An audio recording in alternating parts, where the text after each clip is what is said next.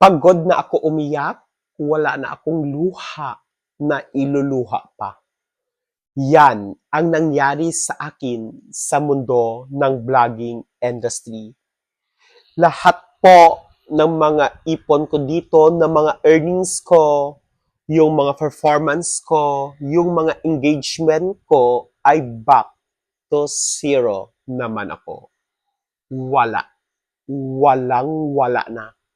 Bigla na lang nawala dahil ewan ko ba kung saan pumunta, pero may mga tao din na sadyang nangingialam sa Facebook account ko,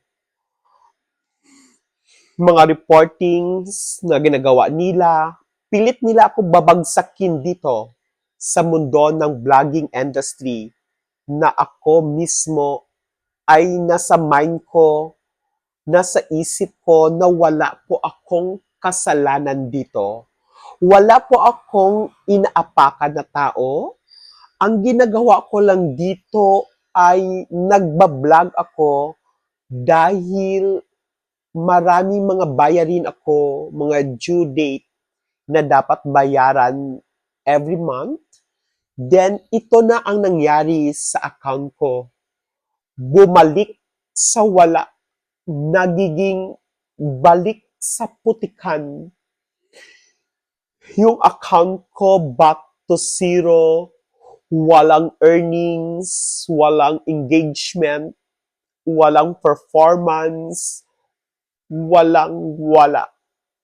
Dahil po sa mga buzzers ko na hinihila nila ako pababa.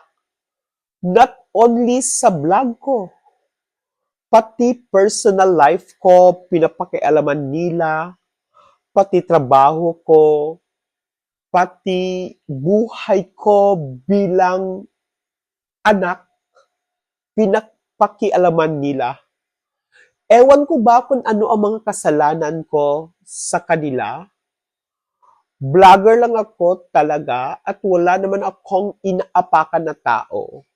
Kung ayaw mo sa akin na vlogger, skip mo ako. I-unfollow mo lang ako.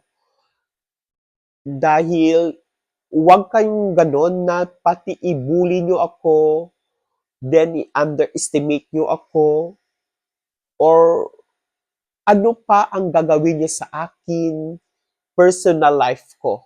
Bakit kayo ganon, mga buzzers? Please lang po, stop na, ay hindi ko na kaya.